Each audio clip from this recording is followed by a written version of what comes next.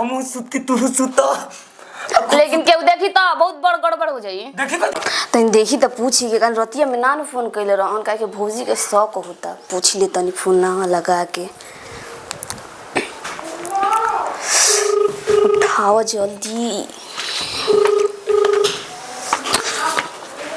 Hello hello का होता खाना में बैठल बन लाइटिंग करे। अरे जागल नहीं रात में बात नहीं रहलो की करा से रात में बात कर ले रहो के करा से ना होगा तो के करा से करी। अच्छा हम कने के हमरो बात का के उसे कइले रह। अरे ना हो आज वो के बाद छोड़ा खाना भइल आए खाना भइल। अरे खाना का हो खाना ना खाए तब पेट भर रहेला। आ सुनन ना बोलो राती में फोन कइले रह का फोन भरा में कइले जागा रहता। आ ये भाजी यही से नु भाभी के शौक होता ना मारवा देख के। यदि तो बोले हम ना उड़ा मेरा मोबाइल में देख के तारा के हम कहले रही कोने से दोबारा फोन मत करे जब हम फोन काटम त आई बुझाला ना। ये जानो हम कोई इतने बुराइयों के मजा ले ली बुराइयों के मजा। हां तारा मजा के चक्कर में हम कुटा जाई का भइल बा भौजी देख लेल बड़ी सब करत रही अब हमरा पे बहाना ना बना देला कि सहेली बहाना ना बना देला। मैं सहेलियन के नंबर चीन के रखले बड़ी। अच्छा ये सब बच्चों का कहां बारी वो अभी गईली है दुआरा पे हां आई का छता फाड़ के आ लेकिन देखिए ध्यान से केहू देखे ना कोई ना देखे क्लिप बंद हो जाई।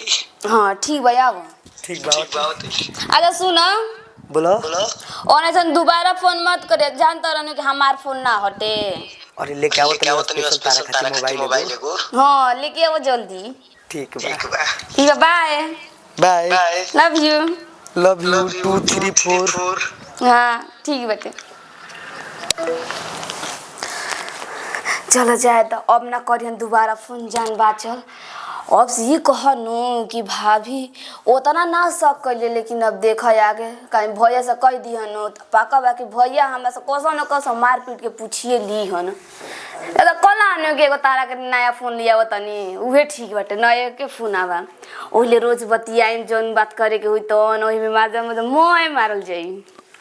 अब देखा कब आवो तरन छत फान के कलहन काहे केहू देख ली तो गड़बड़ी हो जाइए दादा का करी। केहू देखी तो बहुते हमार डर लगता काहे चलो भौजी दुआर पे गइली दुआरा पे थोड़ी ना होई हन अभी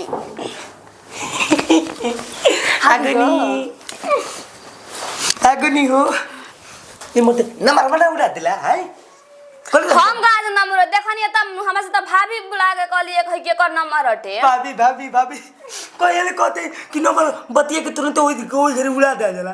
तू ही न भोर में कइले रह हम कइले रही हमारे गलती रे भोरारिया के सठी मजा ले ली मजा ले ली त मजा के चक्कर में जहां पिटा गिरती अब से जान जा पिटा गिर तू। हां देखा ना एगो सब प्राइज बा सरप्राइज हां का होते का हां तारा के मोबाइल ले ले अरे बाप रे इतना छूट कतो डाल लेबू आराम से बतिया लेबू आ फिर ओही जगह धल आई भौजी बा दोनों अजी मजाक करे खराब बा ना सुंदर बाटे डाल भाई सही में डाल भाई ये बड़ा सुंदर बाटे।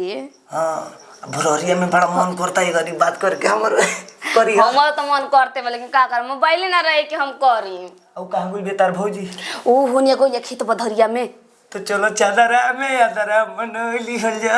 हां ठीक है बाटे हां है हो जाओ हां हो जाओ। अरे हम सुत के तू सुत लेकिन केहू देखी तो बहुत बड़ गड़बड़ हो जाई। देखी कहते कहत लोग भौजी होने गइल भाई तो भौजी गइल बढ़िया भैया के नहीं जान की कहां गुल बड़न ऊ तो काम पर ना चला भोरिया में तू ने कहलू काम पे जालन लेकिन उनका टाइम भइल बावे के देखी तो कितना बजता बे अभी तो 10 बजता अभी 2 घंटा टाइम बाटे उनका आवे में। 2 घंटा में तो कोई को बॉर्डर हम क्रॉस कर दे चलो ना अब है हां चलो